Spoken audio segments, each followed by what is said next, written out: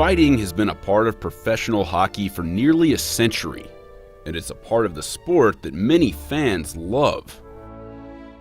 Make no mistake, when there's a hockey fight, no one leaves their seats. It's the most exciting 30 to 60 seconds in sports. It's two gladiators.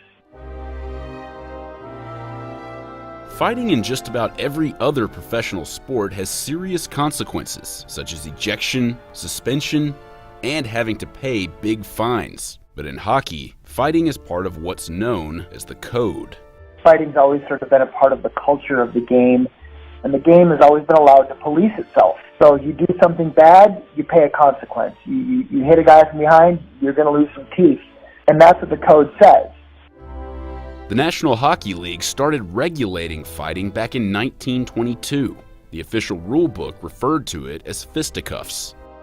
Today, any penalties assessed for fighting fall under Rule 46, which according to the rule book gives referees very wide latitude in the penalties with which they may impose under this rule. First of all, we have to acknowledge that fighting is illegal.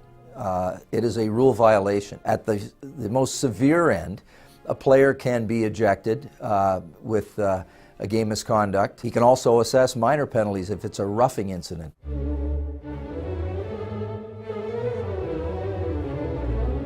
We had bench clearing brawls in the 70s.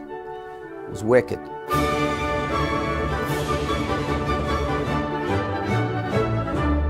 The emotion of a hockey game and a hockey player at times is unlike any other sport. When you get on the ice and with the speed and the weapon in your hand, hostilities can accelerate quickly. So there's a way to settle it.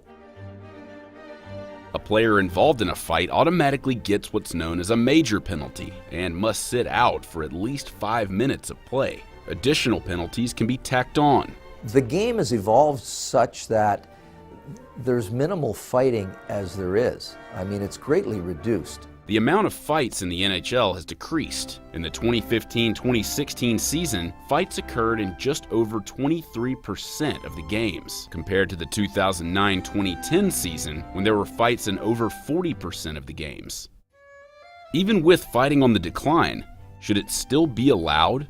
We asked one of the league's legendary fighters, former NHL player Chris Knuckles Nyland, who in his career served more than 3,000 minutes in the penalty box. I think if you polled the players and asked them, they'd probably say keep it, so just in case when two guys get so pissed off at each other, maybe because one guy stuck a stick in his ribs and then he finally says, I've had enough, and wants to drop his gloves and break his nose.